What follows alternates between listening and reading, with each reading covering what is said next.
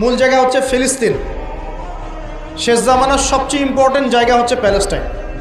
শেষ জামানার যত বড় বড় ঘটনাগুলো ঘটবে, ইমাম মাহাদির আগমন, মুসলিম বাহিনীর বিজয়, জেরুজালেম পুনরুদ্ধার, ইসলামিক খেলাফত প্রতিষ্ঠা, ঈসা আলাইহিস সালামের আগমন, সব ওই জায়গাকে কেন্দ্র করে।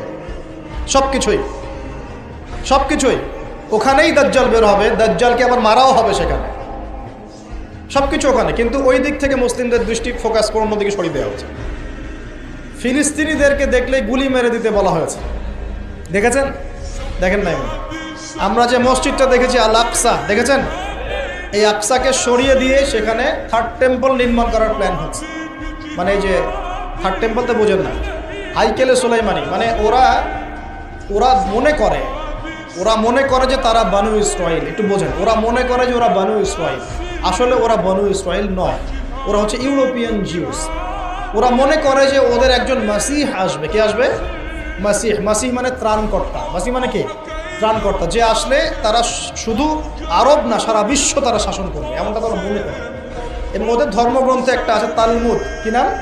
তালমুদ। এই তালমুদের মধ্যে এটা লেখাও আছে যে একজন মাসিহ আসবে, যে মাসিহ আসলে তারা বিশ্ব শাসন করবে। বাস্তবতা হচ্ছে ওই মাসিহ এসেছিলেন, আসেন নাই? ওই মাসিহ সত্যি এসেছিলেন, কিন্তু তারা তাকে চিনতে পারে না। সেই মাসিহের নাম কি?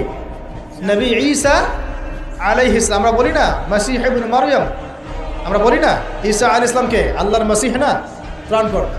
ঈসা আলাইহিস সালামকে তারা চিনতে ব্যর্থ হয়েছে এবং তাকে তারা হত্যারও চেষ্টা করেছে। কিন্তু আল্লাহ রাব্বুল আলামিন তাকে উঠিয়ে নিয়েছেন কোথায়? আল্লাহর কাছে।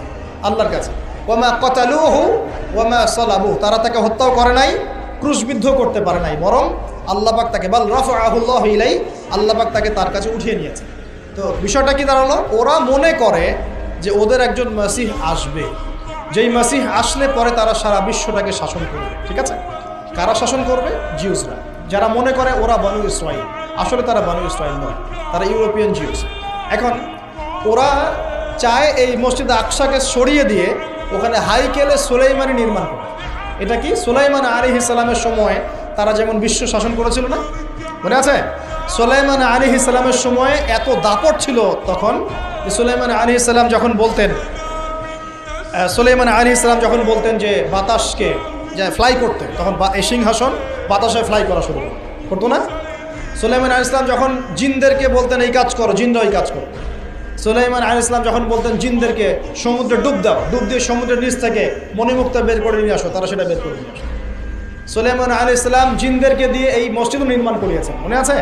ওই যে লাঠির মধ্যে ভর দিয়ে তিনি দাঁড়িয়েছিলেন,